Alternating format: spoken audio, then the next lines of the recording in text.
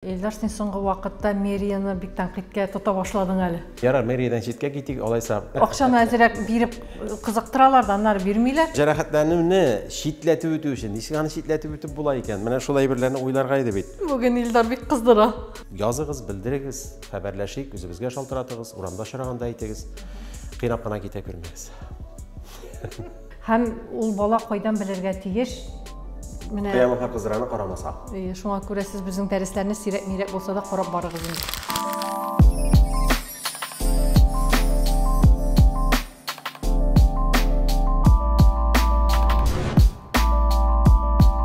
Хәерле көн, дуслар.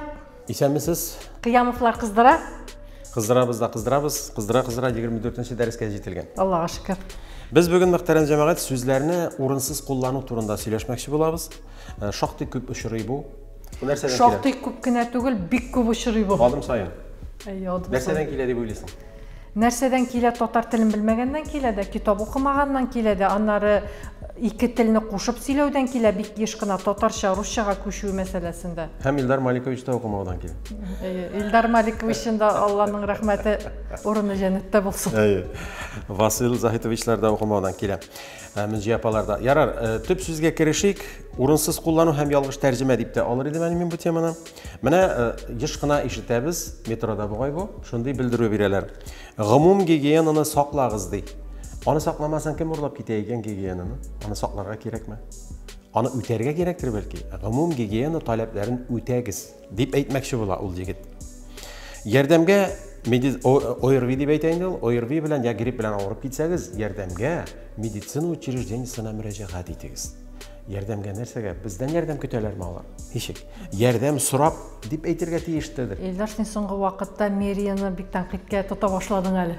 Юк инде, мэрия генә түгел, бу очрый бит менә шушындый хәлләр. Нишләтәсең инде? Ярар, мэриядән читкә китик, алайса автотранспорт предприятиеләренә сугылык. 6-нчы автобуста гына түгел бугай, кайсыдыр автобуста икән ялгышам, ансы минем хата. Югары һәм вакытлы хезмәт хакы түләнә ди бер егет әйтә бездә ди.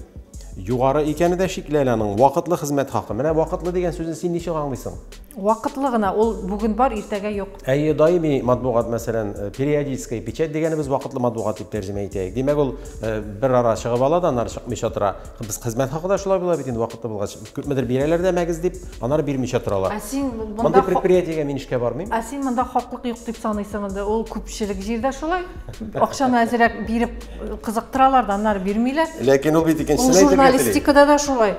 Ул бит икенче фикерне әйтергә тели. Ул әйтә, үз вакытында бирелеп бара торган хезмәт хакы дип әйтергә тели ул. Мактый бит ул, безгә килегез ди.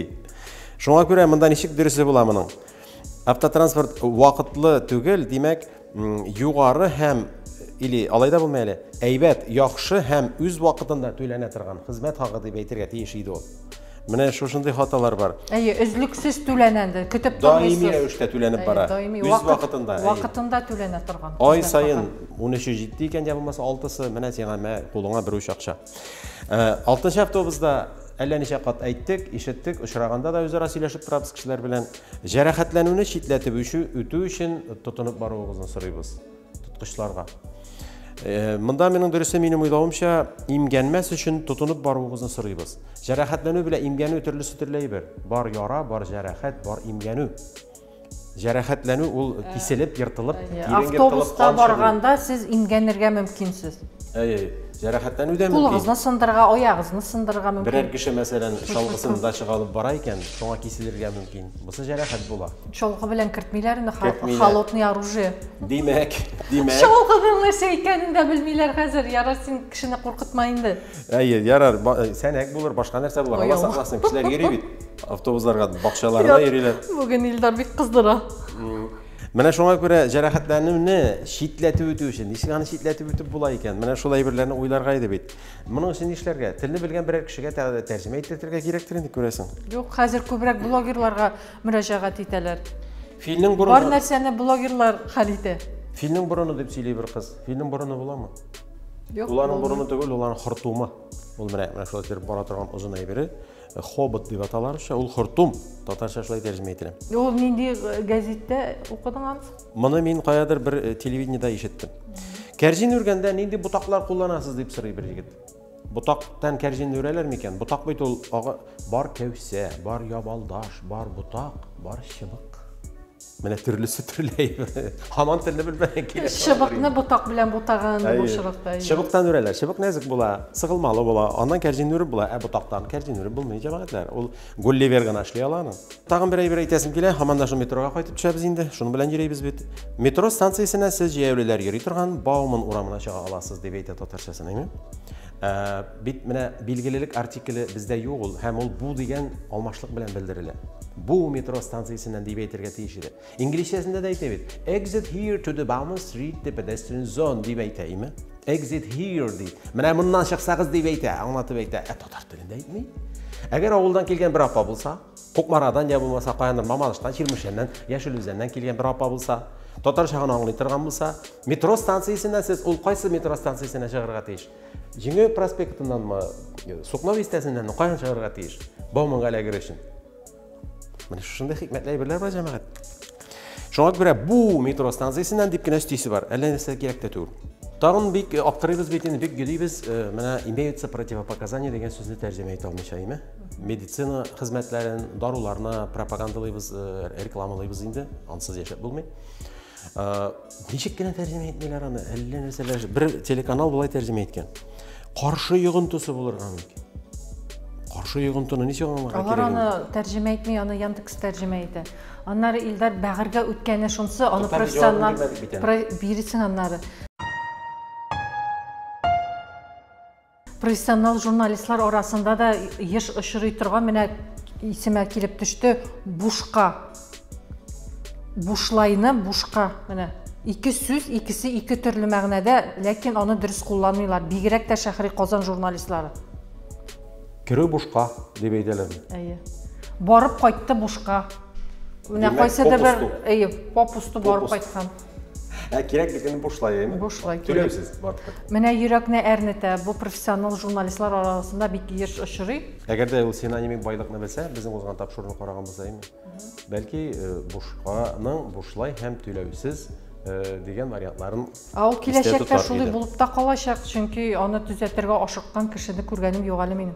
Без бит әле каршы йогынтысының дөрес вариантын әйтмәдек. Әйдә. Әгәр тәнкыйтьлисез икән, әйтегез, ничек эшләргә икән дип. Мәсәлән, без үзебез булай дип тәрҗемә итәбез. Килешмәүе ихтимал. Табиб белән киңәшләшү зарур. Необходимо посоветоваться с врачом. Килешмәүе ихтимал. Шуннан да шулай бит, татар шулай дип әйтергә тели кебек. Менә бу дару килешер микән, килешмәс микән? Кире нәтиҗәләргә китерергә мөмкин. Әгәр дә сездә яхшырак та вариант бар икән, тагын да әйбәтрәк, дөресрәк языгыз, белдерегез, хәбәрләшик, үзебезгә шалтыратыгыз, урамда очраганда әйтегез. Кыйнап кына китә күрмәгез. Менә шул тагын нәрсәләр әйтим. Шикләрне белмәүче музыка дип әйтеп тора бер җегет, шикләрне белмәүче музыка. Үче дигән әйбер җансыз предметларга гомумән кулланылмый, кешегә карата, хайваннарга карата гына кулланыладыр. Шуңа күрә шикләрне белмәгән музыка дип әйтү мәслихәт һәм дөресрәк. Менә шундый урынсыз һәм вакытсыз кулланылган урынсыз кулланылган сүзләр шактый күп. Аларны үз урынында белергә кирәк. Урынындамы сүзләр солдатлар дип язган Флора Пасафиолина һәм безне шуңа өйрәткән иде. Әмма беләсеңме, менә без сөйлибез, әмма иң аянышы шул, мәктәпләрдә татар теле бетте, университетларда татар телен укыталармы, юкмы, аңгадәр белмим әле, әйме. Әтиәниләр үзләре дә белми. Әтиәниләр үзләре дә белми, хәтта һәм ул бала кайдан белергә тиеш? Менә Кыямәт кызраны карамаса. Шуңа күрә сез безнең дәресләрне сирәк-мирәк булса да карап барыгыз инде.